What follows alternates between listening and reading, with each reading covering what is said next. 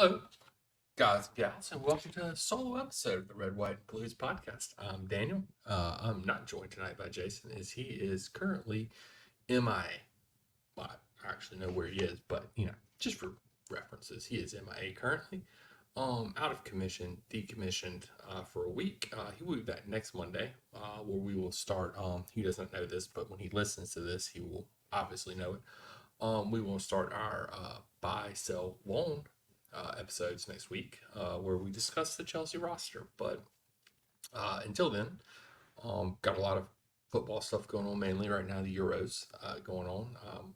Currently sporting my Cole Palmer jersey tonight in protest of Gareth Southgate not playing him on Sunday and costing England winning the match 5-0, because Palmer clearly would have came on and scored a hat trick and also had an assist.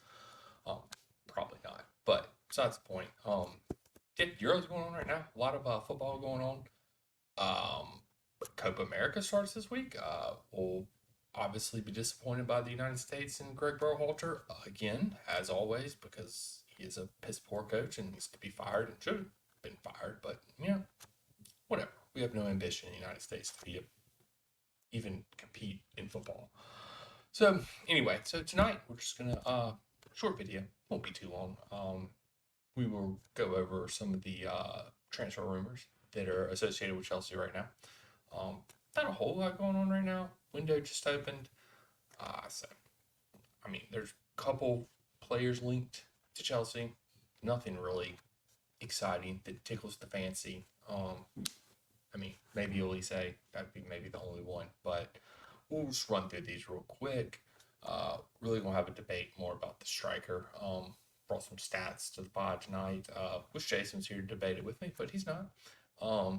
But yeah, before you jump into this video, make sure you follow us on the YouTube and like and subscribe, if you will. That would be fantastic. If you're listening to this in audio form, we love you too. But yeah, let's just jump into this. The big breaking news that happened today, of course, is Chelsea's been linked to the 17-year-old right back Pedro Lima.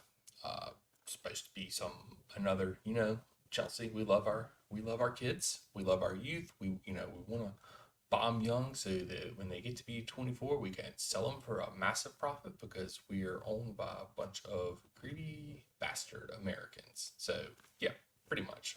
We are a profit club now, no longer a actual competing for championships club, but that's for another podcast episode. But yeah, just out of nowhere, Pedro Lima deal. Even Fabrizio last week had said it's a done deal, it's wrapped, it's sealed, here we go. Lima to it was actually going to be Strasbourg via Blueco, via Chuck, that whole shenanigans. We were going to pull some shit like that. So, he was going to Strasbourg. So, with that being said, out of nowhere today, Wolves just decided, hey, nah, we gonna hijack the deal. Gonna take Lima from Chelsea. We're gonna let him come to the Premier League. We're gonna let him start. I don't know if he'll start, but the point is, Wolves hijacked the deal today for Lima. I don't even think it was for 10 mil. I don't even remember the price when I wasn't really following it. I listened to a little bit of, a couple other Chelsea, podcasters talking about Lima, and it was hit or miss. It was pretty much, he was a raw talent, needed a lot of work. Green, which is why we go to Strasbourg, develop his skills, and ultimately either be sold for profit or come to Chelsea, and at a reduced rate, I'm sure. We pull some kind of shenanigans where we bundled him together with a hotel so we can meet PSR requirements. But I don't know where Wolves just decided they wanted to sweep up the youngster today. So, we'll figure out, next couple years how good he is, because he'll be playing the Premier League. We'll get to watch him play a couple times a year, possibly, if he cracks the Wolves starting lineup. So that's going to be interesting, and we'll figure out if we, should have ponied up more money, made a bigger push for him, whatnot. Or, who knows? Maybe in 3 years, when he's good, we'll pay $75 million for him. Who knows? I don't know. But we are blessed at right back. So it was always one of those moves that was sort of like, this was clearly one of those ones we're trying to get somebody cheap and hope they develop and that we can sell later. I don't ever think it was going to be a serious playing time move. Like, maybe future down the road. Reese isn't old, neither is Gusto. We have two young right backs that are both proving that they can play in the Premier League. One just needs to prove they can stay healthy. The other one proved last year that, he can fill in. So we're good. We're good at the right back position right now for years to come. Reese isn't going anywhere. I don't think Gusto will go anywhere either. If he does, we'll profit off of him easily. But, you know, it's one of those things. Hijack move, whatever, for a young Brazilian. It is what it is. Um, the other big deal I think we're working on right now, everybody knows about it, is the Michael Elise. And I don't, this one's, I guess, more complicated for some Chelsea fans, me in particular, because he's hyped. And is he good? Yes. We cannot deny that Elise is good. He is fantastic young prospect of a player. How he fits into our team, that's another question. Who drops? Who do we, get rid of? The rumors, or maybe, bring Elise in. Madueke moves on. What was the point about Madueke a year and a half ago if we're just, he really hasn't probably increased in value that much? And when he's gotten a run of games, he has not been terrible. So we're just gonna go spend more money. But that's the big thing with Elise is the talent there? Yes. Does he fit Chelsea's squad? Sure. He'll fit there nicely. And he'll contribute, but is the hype, I think, a little overblown on him? Probably. I don't think he is the prodigy that many Chelsea podcasters out there are making him out to be. I think he's just a very good player. He's not Cole Palmer. Um, you know, but then, there's not a lot of promising wingers out there. Like Mudryk was supposed to be a promising one. I think he's better than Mudryk for sure. Um, he's better than Sterling at this point in Sterling's career.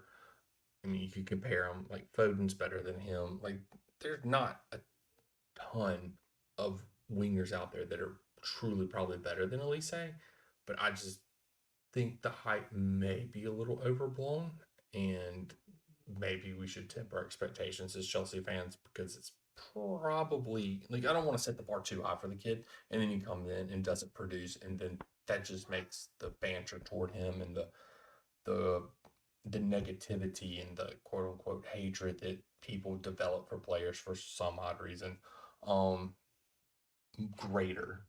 So I just don't want to get this hype up around him. I don't want to get the the, the I don't know, just the hype train behind him too early, too soon. I think he'd be great at Chelsea. I don't think he gets double digit goals in his first season at least. It might take him, a year or two to get there. But I mean, he does have Premier League experience, which I do value in a sense because that is big when it comes to because he's not some 20-year-old from Brazil or Ecuador um, or Colombia. He's not some youngster like that. So he got Premier League experience, and that's fantastic. So I mean, he would be a good asset to the team. My concern, I guess, in the whole thing is the hype that is being built up around him to come in and be the level of player that many Chelsea fans are expecting him to be. And I think the expectations, maybe we should just temper them back a little bit as Chelsea fans, for just be realistic about the situation. So that's all I'm saying about that. That's all I'll say about Elise. Um, and the other big transfer rumors, who is Chelsea going to get instructed? Oshman out. Don't want to pay that. Don't think he fits the profile of a Chelsea player. Who knows? We do have fat ass Lukaku coming back.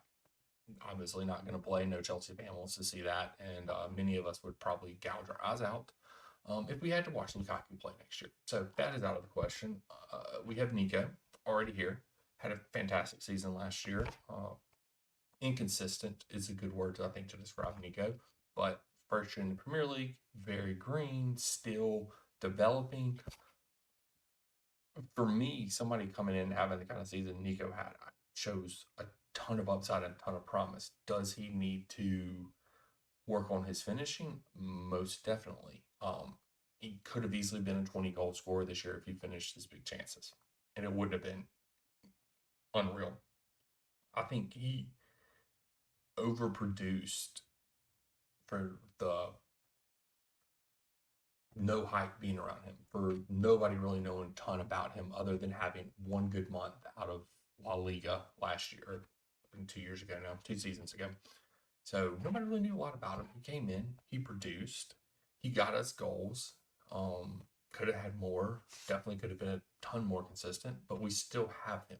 And you would only think that his development, his finishing ability, and all this would only go up.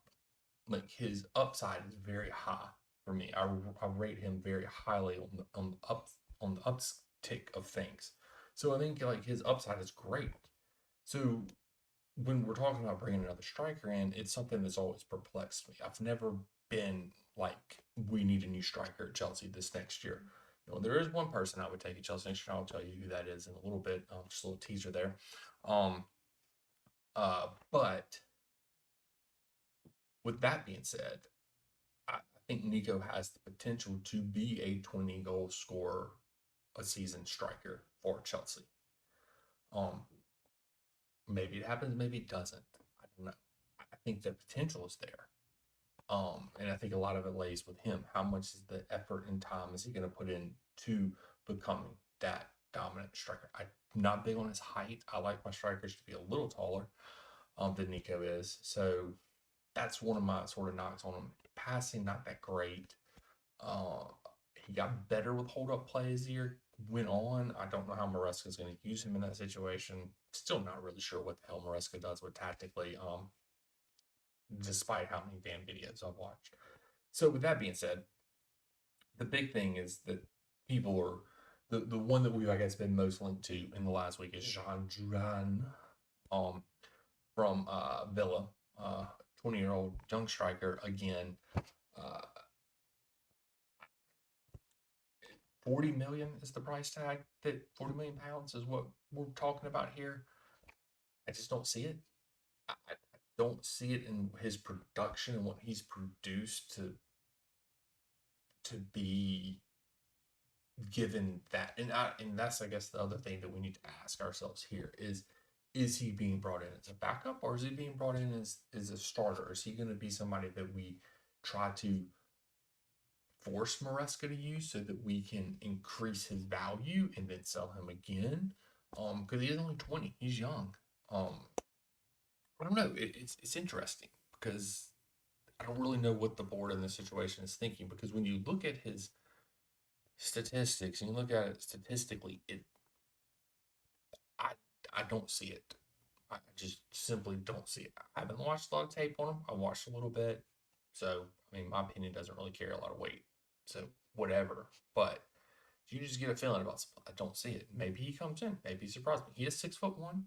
Uh, like that. I like a little taller striker. I prefer 6'2", 6'3".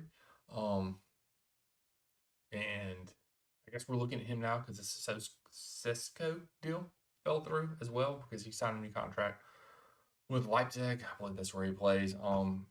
So with that out of the question, we turn our attention to Duran. I mean, I look at him. I mean, the big comparison that people have done online, and albeit it's not really technically like for like in a totally fair comparison when you actually break it down, but it's Duran and Fofana, who is coming back on loan to Chelsea from Burnley, 21-year-old striker. Both have Premier League experience. Big difference is Fofana actually started games, whereas Duran mainly was that substitute for Villa. He came on as a super sub, scored some goals. That's where he made his mark at Villa. He wasn't their number one. So I really feel like that's got to be the role that he would be at Chelsea. Giving Nico that break. Nico has, believe he got hurt in AFCON. I was about to say he's been fairly good about not getting injured, been very durable, but he did pick up a knock. Duran was injured. I think he missed 56 days last year, missed 13 matches. So for what it's worth, until we get this injury bug thing figured out at Chelsea, don't really know how I feel about a striker that doesn't start all the time and was missed 13 games. Like, that's a huge deal. Then you're relying on Nico to be there. Then you're saying, okay, well, Nico has to stay healthy at this point if our backup can't even stay healthy. So there's that. You got the comparison to Fofana. I mean, Fofana's minutes almost doubled Duran's minutes last year. Not quite, almost doubled them. So you have somebody that started matches for Burnley mainly, and then Duran, who mainly just came on as a sub. Um, he had more appearances, but when you've got to look at minutes in this situation, Duran had 23 appearances, whereas Fofana only had 15. Fofana, of course, was only there for half a season. It went long Christmas, and so in the January window. So you look at that, and it's, minutes wise, Durant had 5 goals. Fofana had 4 goals and 1 assist, so 5 contributions. Both had 5 contributions, but when you look at it, Fofana's almost doubled. Well, if Durant had those minutes, could he have produced more? So analytically, you're looking at this and you say, yes, he probably would have produced more. You know, possibly could have pushed double digits in goals. Probably definitely would have had double digit contributions if you count. He probably would have had a couple assists thrown in there. So definitely double digit contributions for Villa. Then on the other hand, you start looking at, the way they score. Durant, all his goals left footed. Fofana's were all right footed, and he did have a header. Pretty evenly matched there. Durant had 20 shots, 7 on target, which compared to Fofana, who had 19 shots and 10 on target. So percentage wise, Fofana is definitely more accurate, but Durant gets off, a lot more shots in a short amount of time. So you're looking at it, it's quality over quantity in this situation. So do I want a striker that's going to just pepper the goal and not have the ball on target, or I'm going to have a striker that's more clinical, has a higher percentage rate of converting those strikes when he does take the shots? I'm going to take the quality over the quantity any day, because the quantity ultimately leads to slowing the play down. It doesn't keep the game flowing. You're just taking shots to take shots at that point in time. I'm going to take the quality over the quantity. Fofana missed 5 big chances. That's big. That's Nico level shit right there. So uh, Durant only missed 1. Granted, Durant did not play as many minutes as Fofana. Got to take that into consideration. But you consider he only missed 1 in half the amount of time. He clearly, even when the big chance is there, he converts it. Whereas Fofana seems to have a little bit of the Nico in him, where when those big chances present themselves, he doesn't always capitalize on those moments, which could be concerning. I don't know. Take it for what you will. One of the big knocks that I've heard on Durant is that he is a bit, I don't want to say undisciplined, but like, I guess very high intensity, which is good, but it does lead to him getting more fouls, which is evident by the fact that he had, in half the minutes of Fofana, had 5 yellow cards. Fofana had 1. So clearly, he's very aggressive, which you want in a striker. He is very, energetic, pacey. So you get that and you want that, but you also have to be controlled. You have to be disciplined, which we know this team, setting the record for most yellow cards in the Premier League season ever last year, is not very disciplined. Now, granted, a ton of Chelsea yellow cards did come from arguing with the refs and dissent, I guess, if you will, not necessarily from bad tackles, like especially with Nico. Like, dude, dissent was Nico's calling card next to missing big chances last year. That's what he was known for. Those 2 main things. So I don't know. That's one thing I've heard from Villa fans, is that he is undisciplined, that he does tend to pick up yellow cards. So, it is what it is. Only offsides 4 times. Pretty good. Fofana was offsides 9 times. So that's fair comparison. It's about the same when you break it down analytically. Maybe he's offside like a little bit less than Fofana is. So essentially what I'm saying is, long story short, after we break down these analytics, you got the eye test, whatever. they're very similar strikers. Maybe you get slightly more production out of Duran. Maybe you get a little bit more production. Fofana has not been injured though. He held up through half of the Premier League season last year. Duran didn't even could make it a full season, so without injury, that that's a little nervy for me. Just not because of him, more so because of Chelsea. Not, I'm not saying that's really the only injury he's had. So, but it's more of a Chelsea thing and then not a Durant thing. I will say that much. So, if Chelsea can figure their shit out with their medical staff, then yeah, sure, go for it. Let's sign, whatever. So I don't know if he for 40 million, I don't think he is worth that. And the rumor is maybe Matson goes the other way in a swap deal. I would be more inclined to that, I think, even though I rate Matson fairly highly and think he would be a pretty decent left back at Chelsea. I don't know if I would want him starting. Like he did get exposed a little bit in the Champions League final. Didn't have a great final. Had a good first half. Second half was woeful from him and Dortmund in general. Madrid just proved why they're Madrid. But I think he has a place at Chelsea now. Obviously, the board sees dollar signs, pure profit. We're going to make money off of Matson, so they value him at 35. So you send him the other way. Maybe it's just an even swap deal. Who knows? Dortmund's got to step their game up, or else they're not going to get him. But it's to be expected from Dortmund, which cheap bastards. I do like Dortmund though. They run a very good club. But yeah, I don't understand spending the money on him when you have Fofana coming back. Obviously, Broja is probably gone. Fat ass probably gone. Washington, you got to think probably goes out on loan. Who knows? Yeah, I don't know. I mean, I I just feel like you've got a striker there that's proved he can score. That just has to figure out how to finish more of his chances. And it's not that he doesn't score and he just misses a bunch of chances. He scores, but he misses a bunch of chances too. So whatever with that. I'm not high on the signing. Other people have been linked to Garasi, no clue who the hell that guy is. Ferguson, Brighton guy, a lot of hype around him last year coming into Brighton. Didn't really do a lot this year. There's a bunch of Premier League teams supposed to make a run at him. Sort of gone quiet on him because he didn't have a great year at Brighton. Maybe he's not as good as people thought he was. There's a shocker.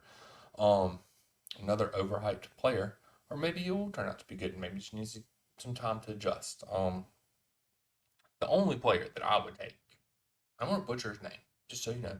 The only striker that I really feel like that I would pay the money for, and it would probably be 100 mil, and it would cost us, and he's 26, and I'm sure by now you know where this is going. The sporting guy, Victor Gerkers, whatever his last name is, call him Victor.